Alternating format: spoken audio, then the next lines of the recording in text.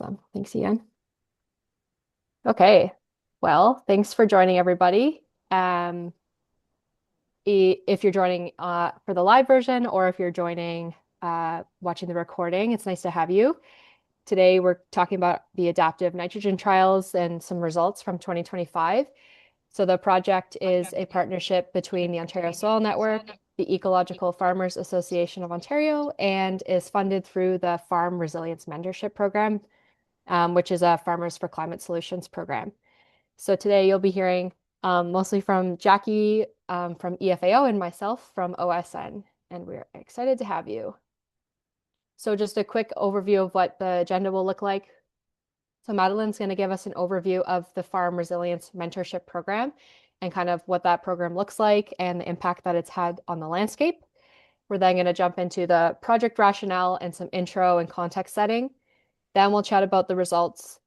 Then we'll have some time for discussion and questions. And then we'll have an optional or like an add-on at the end that if you're interested in maybe participating in 2026, we'll have some time to chat about that and what opportunities there are. And now I will pass it to Madeline. Hi, everyone. Thanks, Lorraine. My name is Madeline Rodrigue, and I'm the Farm Agronomy Program Manager with Farmers for Climate Solutions, and I'm really glad to be on the line with you all. I'll start with a brief introduction to the Farm Resilience Mentorship Program, or FARM for short. FARM is a national program that supports farmers and ranchers in building resilient and profitable operations through the use of BMPs, with a focus on rotational grazing, cover cropping, and nitrogen management. By providing producers and advisors with peer-to-peer learning that merges science, economics, and practical experience, Farms helps producers discover what works, avoid what doesn't, and adapt BMPs that best fit their operation. One of the ways we do this is through our Farm Learning Hub, which is pictured here on the slide. This houses more than 35 free self-directed online courses across all three BMP areas. Users can filter by the BMP, by region, and whether the course offers CEU credits for certified crop advisors. The Learning Hub also has a resource section and a calendar where you can see upcoming online and in-person events for your region. So I would encourage everybody to check that out. Next slide, Lorraine. Thanks. Another key part of the program, and that's what brings us here today, is the farm field trials.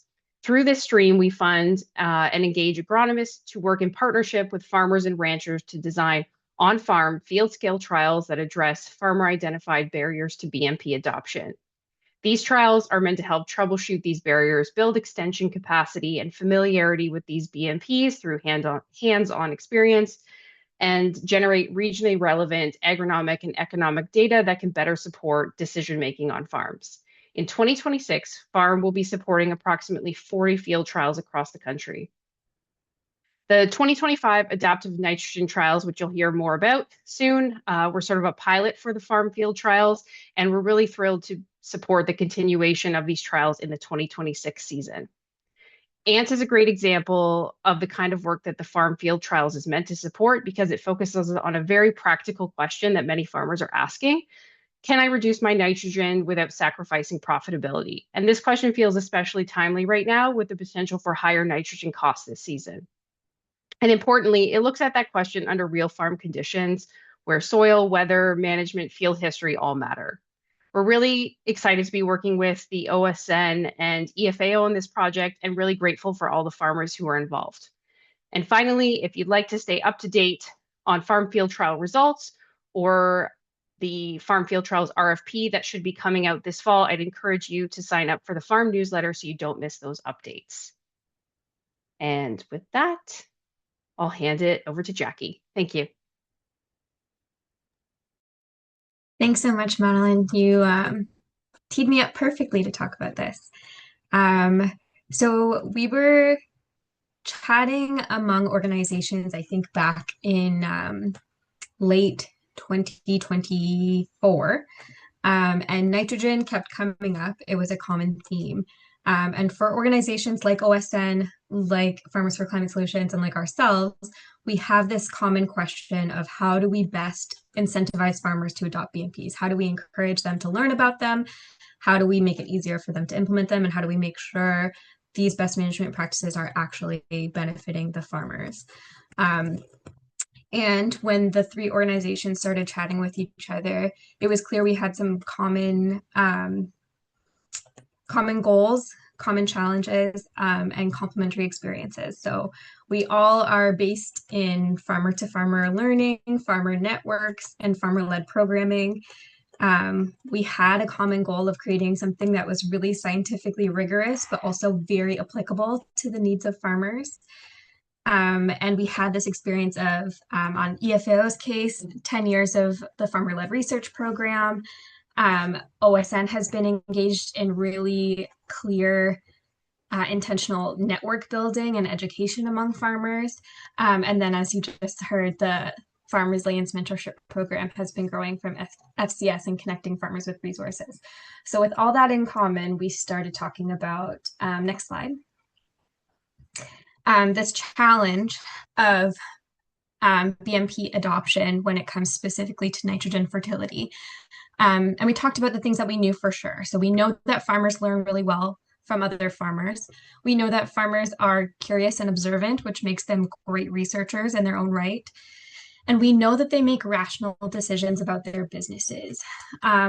There's sometimes this story that gets told about non-adoption, about well, farmers are just doing things the way they've always done them. And I think that may be a challenge in some cases, but we know the reason that management practices don't get adopted are actually a lot more nuanced than that, and involve a lot of very practical challenges. Farmers often will tell us, like, I want to see the evidence, I want to see the dollars and cents, I want to know that this makes sense for my farm.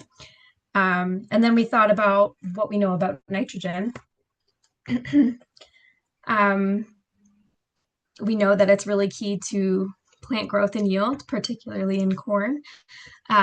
We know that it can be supplied or made more available by the use of cover crops. We know that it is increasingly expensive, especially right now, in a time when global economy is increasingly sort of unstable and unpredictable.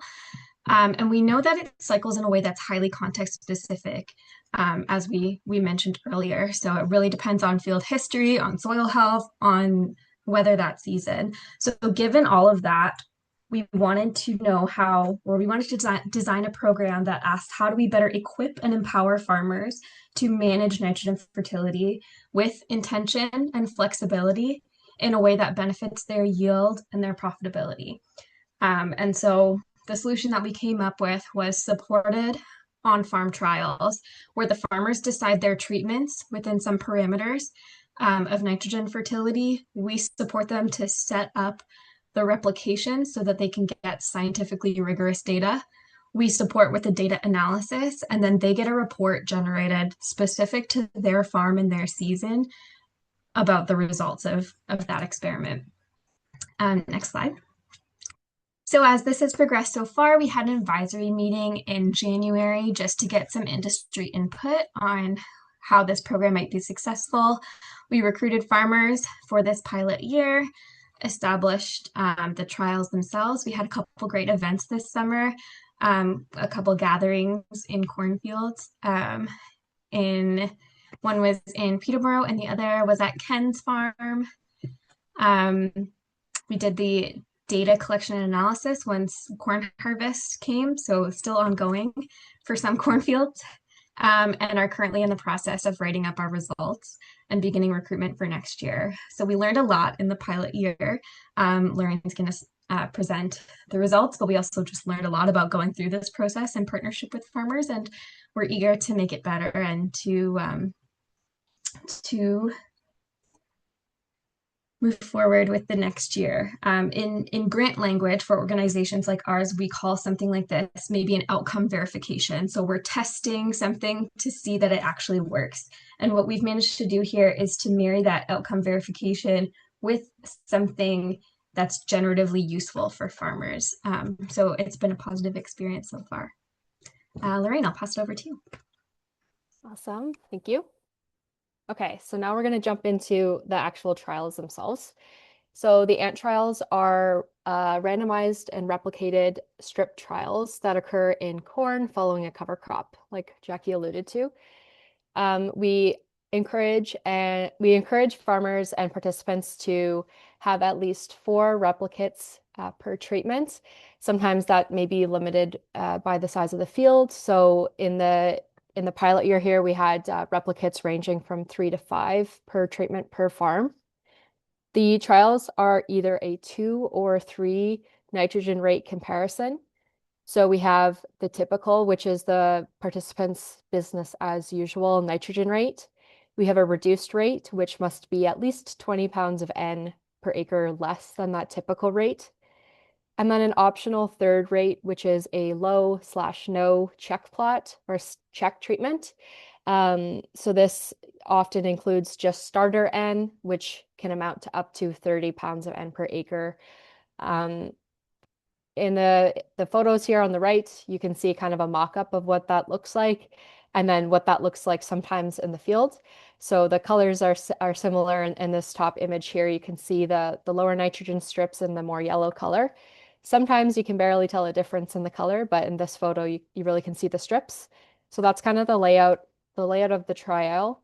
And I wanted to note too, as Jackie kind of touched on, the nitrogen source, rates, application method, application timing are all up to the participating farmer. So this means that the data is super relevant and context specific to that farm. That being said, you can't amalgamate all of the data from across farms because the treatments are a little bit different. So each farm is statistically analyzed individually. So we look at yield, moisture, like grain moisture, if that's available, and profit.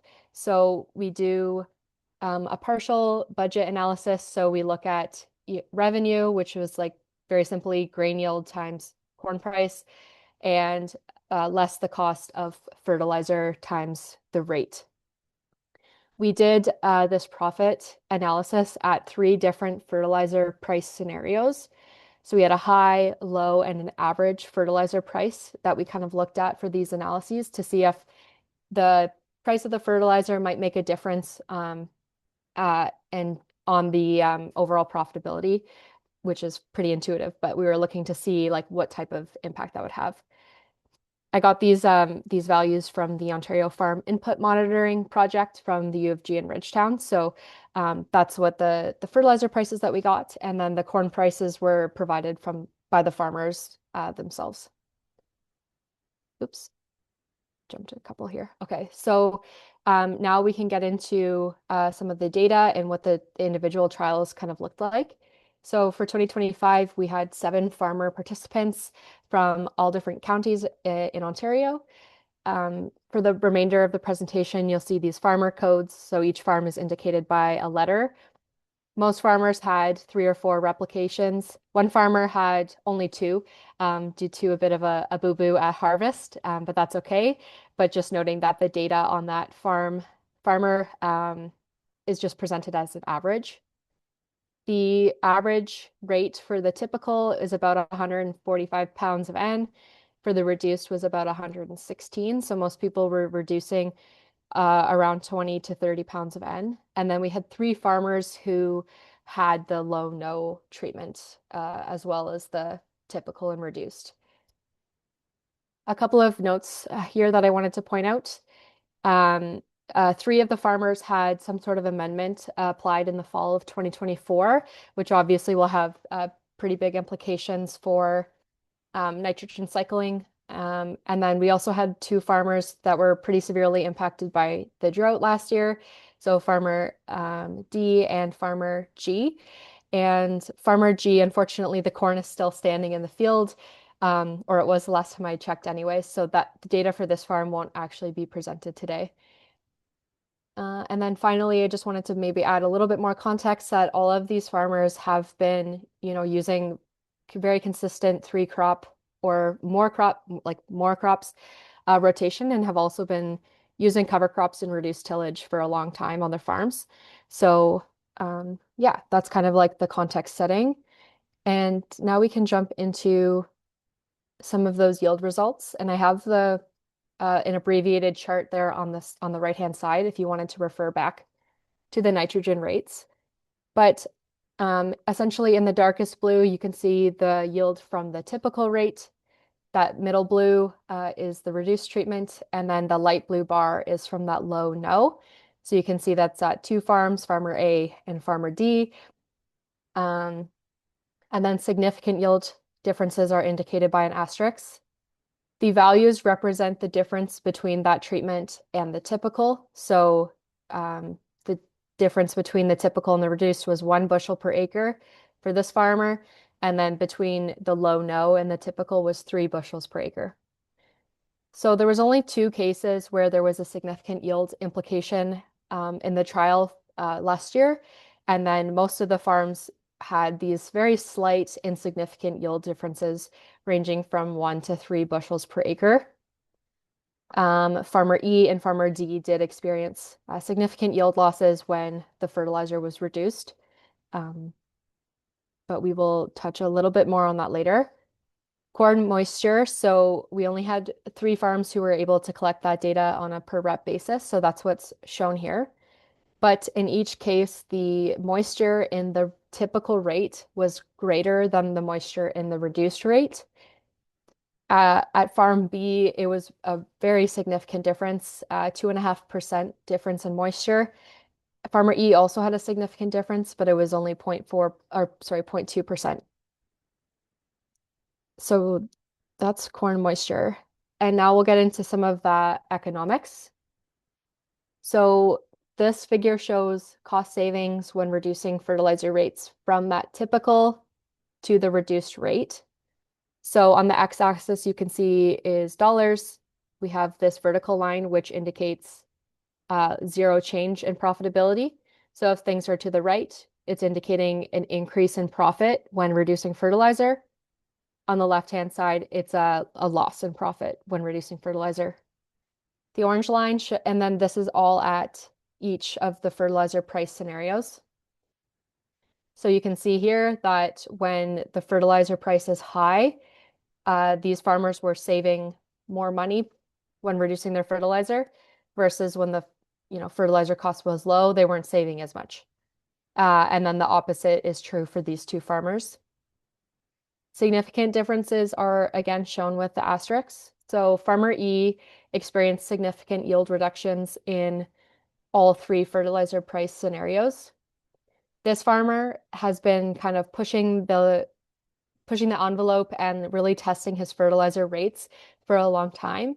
So this trial was just a way to bring solid data to his experimentation, and it helped him kind of reassure that his typical rate was actually where he wanted to be.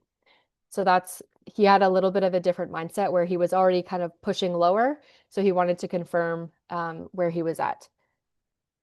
For these farmers, you can see that under the high price scenario, there was 2 instances where there was a significant savings when reducing fertilizer rate, and Farmer B also had that at the average price.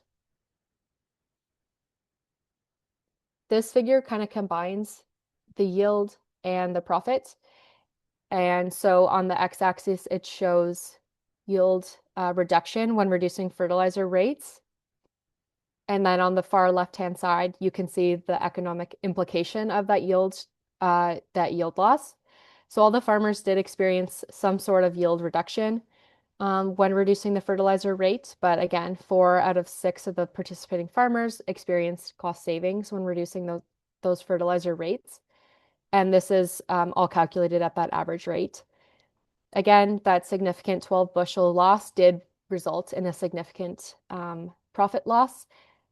But we also saw 1 farmer who had a significant cost savings as well.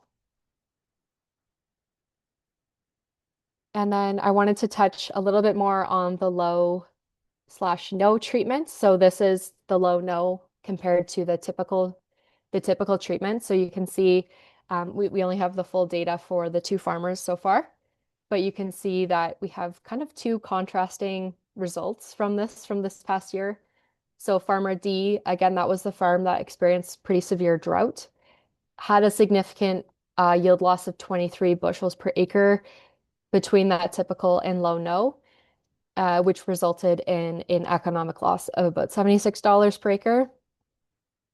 Relative to, or like opposite to that, kind of, we had farmer A who had only a 3 bushel per acre loss when reducing fertilizer from the typical to the low no.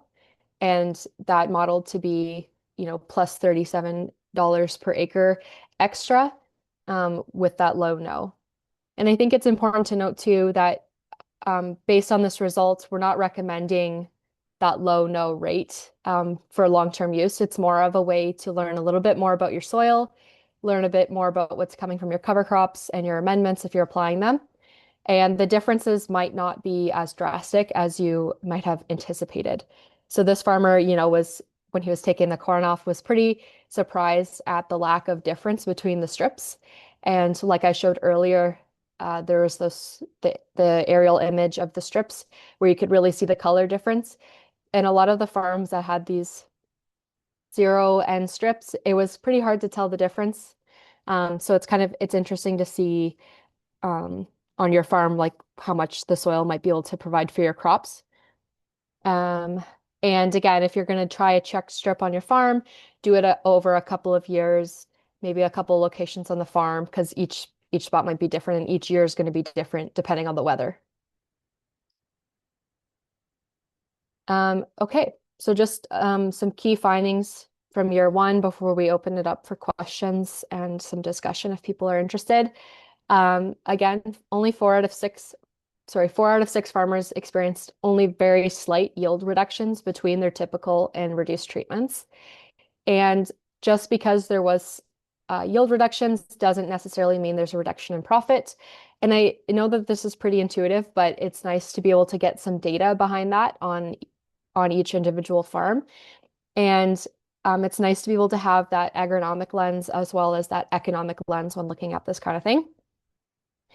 And like Jackie touched on, with heightened fertilizer prices, it is, expected that with the reducing the rate, there might be increasing economic benefits to kind of looking at dialing in your nitrogen rates and being a little bit more flexible and understanding a little bit more the implications of changing your rate based on that fertilizer price. And that's all for me for now. So I welcome any questions or any discussion that maybe the farmer participants from this year, if they wanted to add anything, I would open that up.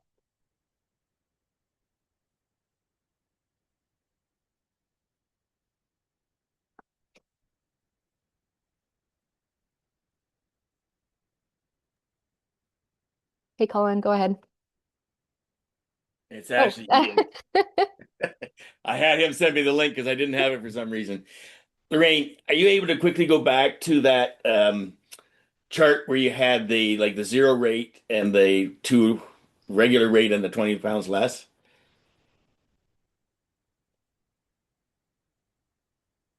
okay. Keep going. This one? Keep going. Yeah, because I Okay. think showing the yield results without the farming practices side by side is it's hard to follow Yeah. Yeah. This That because one? those things should number be so linked. yeah, 12. But I think, Chuck, it's important to look at this and see, because I don't think 20 pounds of N difference is enough when you're doing a study like this. You don't have to do it on the whole farm. You're only doing it in those strips. So I think you want at least 30-pound difference between rates for you to be able to get a better handle on that economics that you guys are after there. And then the other thing is that um, we've got like 60 years worth of N rate data from all the work we've done at the University of Omaha for over, my career and beyond. And it's shocking how much yield comes from the natural environment. And we don't know what that is when we put all this N on. And so if we say we need 180 pounds of N to get 220 bushels of corn, it's not really true because Mother Nature's probably giving us 100 to 150 of that type of thing. And I think, and if you don't do these zero strips, it's really hard for you to understand that. And I know farmers are really hesitant to do that, but you learn so much from that. And it's not like you're doing the whole field.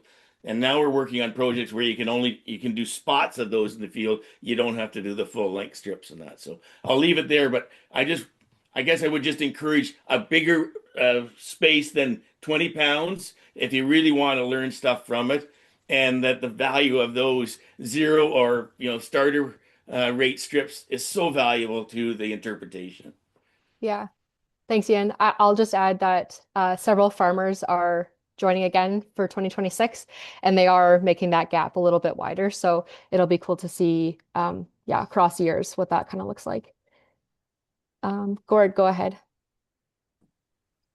Yeah, I just wanted to, I guess, expand a little bit of what Ian was saying there. I mean, these kinds of trials are neat. And then the zero end strip, I totally agree with that.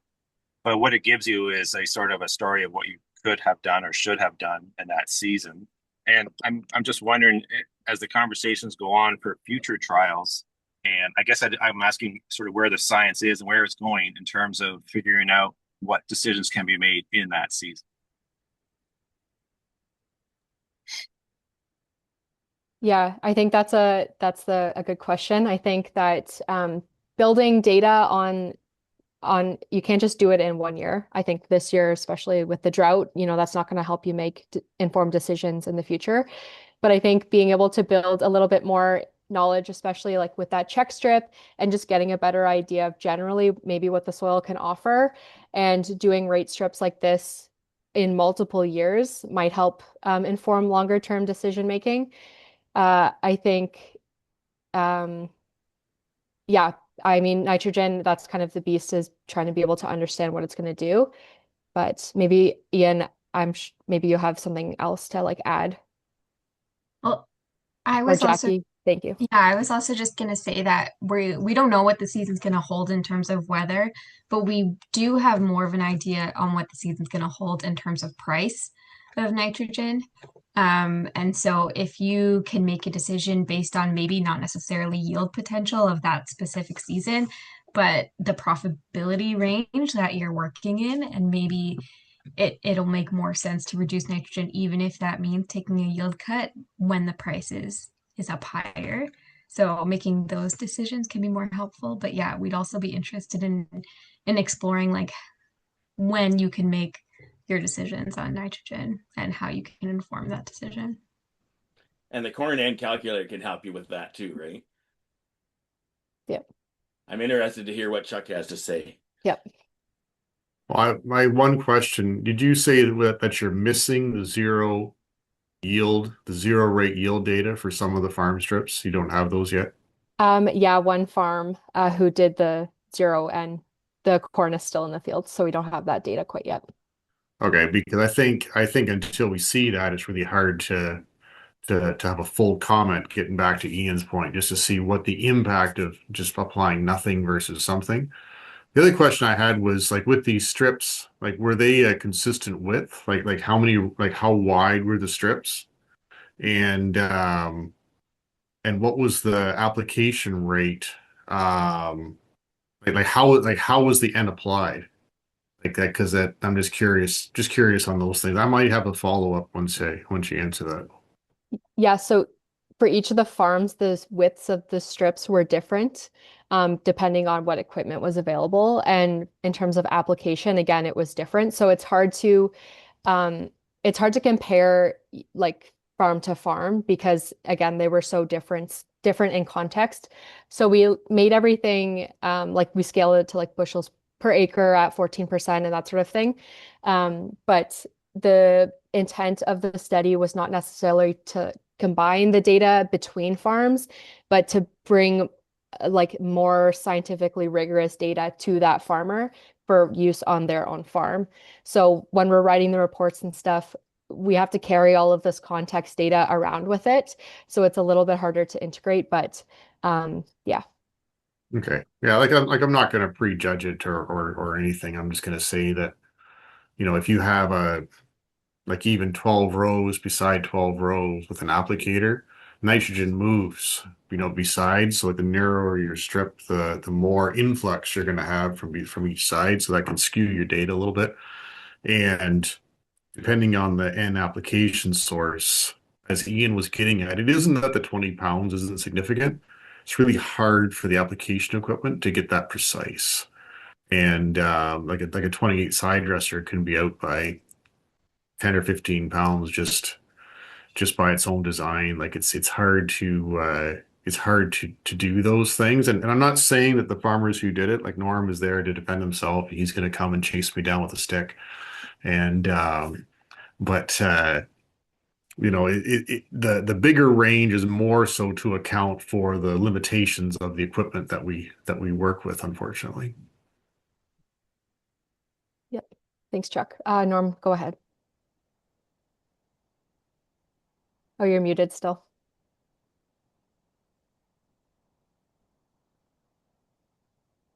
Yeah, our corn's obviously still out in the field and we're really looking forward to the data, but I was surprised how early on these zero end strips showed themselves in the field. It was a heavy cover crop field. It had red clover underseeded from the previous wheat crop, and I was really surprised. So I'm looking forward to seeing that data. And to Chuck's points, it's really important how you set up these trials. So we ensured that we had an up and a down with the combine to make sure that those yields would be equal across all of the strips. And then we calibrated the sprayer and the side dresser to ensure that we had accurate nitrogen applications there as well. So yeah, it's garbage in, garbage out. As good as the data is that you collect through the process is really going to determine the statistical difference. And good point, Ian, on the wider variation on the nitrogen rates. I think that's something to consider as well. And hopefully we'll see some data out of what we get here this year. Question for Lorraine. Go ahead. Are there two nitrogen trials that FCS is doing this year? Or have they changed the name to AND? Because I know there's a profit guarantee that's being Question for circulated. I just want to Rosalie. make sure that we're all on the same page as to whether or not there's two separate programs. Yeah. We have 40 trials at least going on across the country. So there's multiple nitrogen trials, but there's also multiple nitrogen trials in corn in Ontario. Okay. So yes. So there's an ANT, and there's this profit guarantee program. They're separate. Yes. So the profit guarantee one is more of a testing insurance type tools. So it's not really a like research trial. It's more like testing out the profit guarantee model itself. And then we have the ant trials, which is looking at the biological sources of nitrogen from your cover crops and the other soil health principles that you've been doing. And then we also have another corn nitrogen Ontario trial looking at profitable nitrogen use, which is not necessarily focused on that soil health benefit and biological nitrogen, but more strictly on straight N reduction. To make things more complicated. Yeah, thanks for that clarification. Jackie, I saw you had your hand up. Yeah, I was just going to chime in, speaking sort of to Chuck and Norm's points. Part of the goals, like the goal of these trials is, yes, like good quality data that farmers can use to inform their decision making, but the process is also part of the point. So we're hoping that by farmers participating 1 year or even multiple years is an iterative learning process, and by sort of supporting them to implement treatments that they came up with on a field map that they designed, it's then an empowerment tool that farmers can do that experimentation themselves in the future. So yeah, just like that's sort of the EFAO's farmer-led research angle is, yes, the results are important, but that process and the learning that goes with it and being able to communicate about the results as well is also one of the outcomes we're aiming towards. Thanks, Jackie. Claudia, you have a question? Yes, great. Great to see this. I'm fixing on the one that lost money because, and I'm wondering so kind of building on the communication part, for those less adventurous farmers that eventually, I guess, this message you would want to try to reach. It goes kind of with the risk part as well, right? So if there's a possibility that you're going to be losing money, that is a barrier to trying it out, right? Potentially. So what were the conditions for that? I don't remember what letter of the farmer that lost money where it was like 23 pounds less. Yeah. So that farmer, um, he he's been pushing the envelope for quite some time. So his nitrogen rates are very low. Um, and I think that like again, this context piece is really it's hard to carry with the data, but it's really important to carry with the data.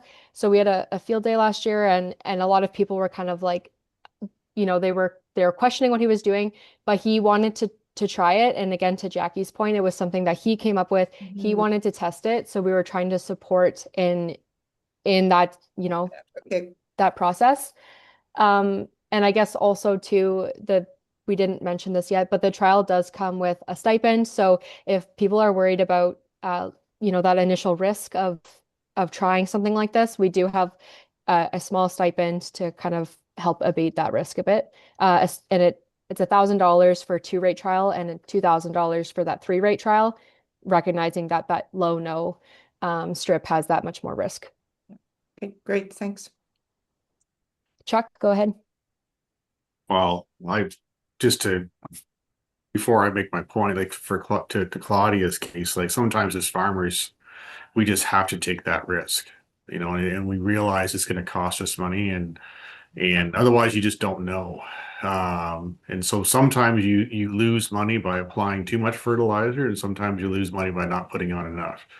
And this is the only way to know. An important question that I would like you to spend like the group to spend some more time on is, some of the underlying conditions as to where the rest of the N comes from. So I think in the one farmer case they talked, I think it said there was 3 tons of biosolids were applied in the fall, and so you really can't, I'm not saying you can't compare that. It'd be interesting to say, where did this N come from? Like we know the corn is going to use, like the fact that the corn uses nitrogen doesn't change. It's where does the N come from change? So trying to get an understanding as to what that did, and those biosolids cost money too.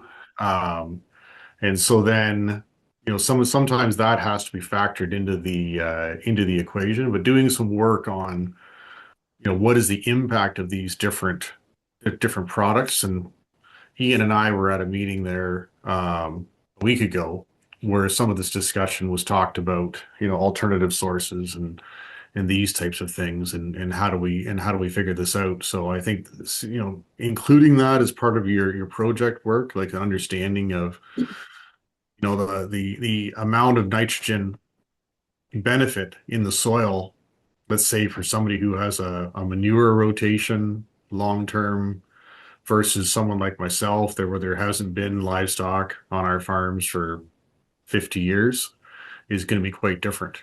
So I think that'd be something to consider. Go ahead, Ian. To that and to Norm's thing with the red clover and stuff like that, like Norm, he doesn't have the yields off, but I'm assuming, Norm, you're going to get caught because the drought happened and you didn't get mineralization of the red clover and stuff like that. So all that needs to be taken into play. And the other thing, Rosalie, I just want to sort of coach is the wrong word, but just we did a study like this, Greg Stewart and I, back in 2008 or 2009, where we did a guarantee. And I think it was with AgriCorp, but I can't remember because I'm getting old and senile. But we hit the 1 or 2 in 10 years where we lost. And so whoever was funding that ran away scared after that. You have to do that type of thing for at least 2 years to make sure that it's not a 1-year wonder, right? And so we're pretty confident that it's 1 or 2 years out of 10 that you will sort of potentially lose there. And then, Chuck, to your comment, you're not saying put 0 strips on the whole bloody farm. You're just saying, take some specific fields and do that in it so you've got that. So that loss, yes, it's there, but it's not like we're saying to somebody to switch their entire production system. We're testing small plots to gather that data. That's what research is all about, right? Using a sample to determine what the cause for the whole thing would be. Yeah. I think Chuck, to your point too, like there's a lot of research going on like at the U of G and other places that are looking more into this, like what is the contribution from the cover crops and like building that knowledge. And we can only do so much with like an on-farm trial. Like I recognize that there's flaws, but I think that it's still important to like support people in, just taking that first step and trying the 20 to 30 pounds. Just try it, see what happens, and then building from there. Can I add to the conversation here? Yes, please. You are paid $1,000 more if you do a zero nitrogen. And then also you're going to be saving on your nitrogen that you're not putting on, which could be another $150. And then if you do 2 acres to a plot and divide, that'd be 6 acres if you're doing your test plots. And if you divide that into 1,000, that's $166. So you, with the zero N trial, you could have $300 per acre. And if you divide that by $6 corn, you could take a reduction of 50 bushels and still be even. I know this year we're going to be doing a zero N plot because last year I had a 30 pound N difference and the corn yielded 2 bushels difference. So in reality, the corn is the same rate. So we definitely need to go to, I think last year I was 150 pounds and 180 pounds of N. We definitely need to do more work on that to figure out where we should be. And I think we need to do a zero N because I think that's going to be a very informative thing to know. Yeah, you have to do the zero N, Alan. If you don't do the zero N, you have nothing to base it on. Correct. I'm learning that now.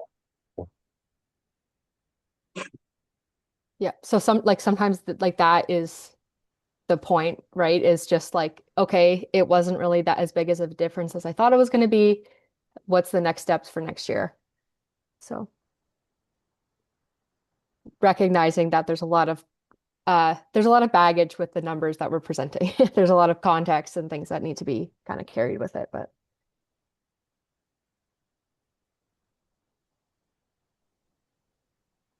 go ahead, Ian. I know you don't want to complicate things, Lorraine, and I appreciate that. But the other thing that's of interest to me from all the years of doing this, and it was at InfoAg in 2000 or 2019 down in Missouri in the summertime. It's a big precision ag conference.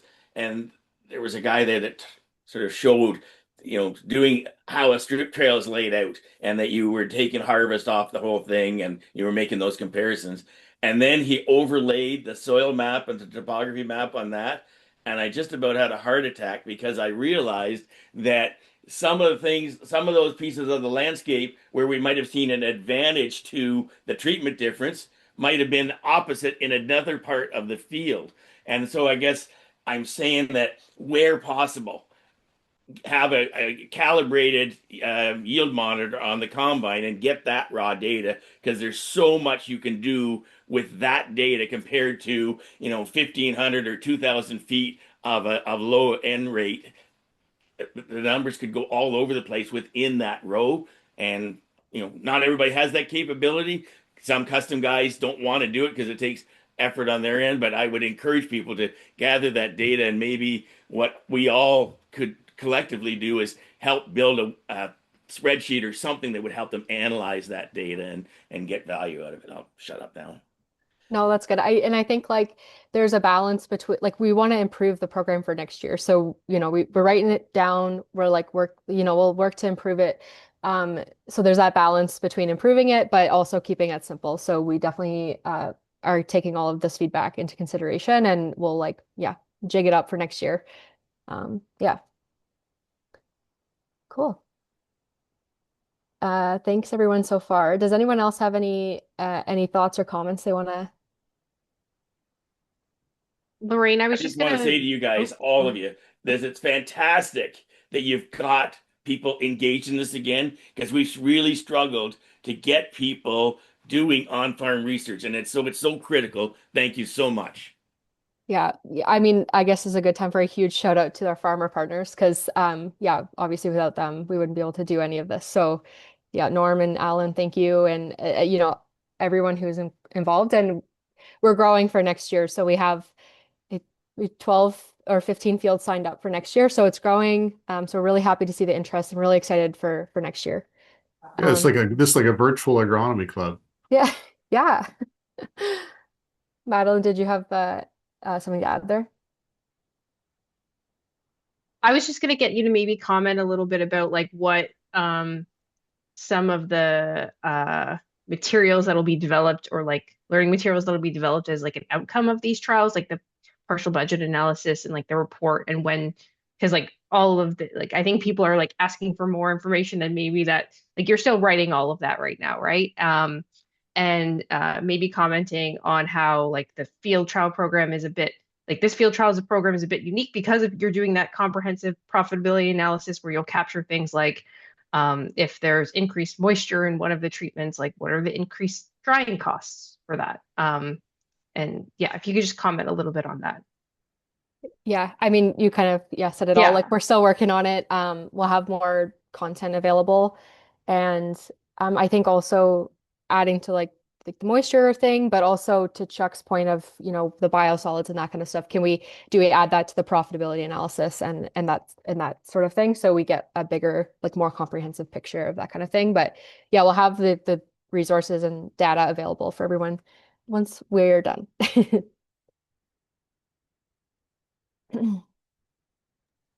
Yeah, nothing I'm saying is a criticism, Lorraine.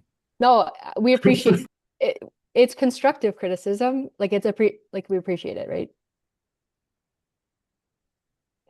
Go ahead, Ian. Sorry, Lorraine. Also, the corn N calculator that we developed at OMAFRA, the data stopped in terms of the calculations in I think 2006. And so think about the big yield increases we've had in corn yield performance since about 2018. And so we at the ministry and at U of G are really interested in having access to more good data as well to sort of redo all those calculations to determine whether the algorithms currently in the system account for the higher yielding corn potential. So we'd be very interested in having access to that data if the organizations and the producers were willing to be part of that. Okay. Yeah, we'll discuss and let you know. Cool. Any other final thoughts or questions, comments before we kind of jump into the next part, which will be recruitment for next year if people are interested?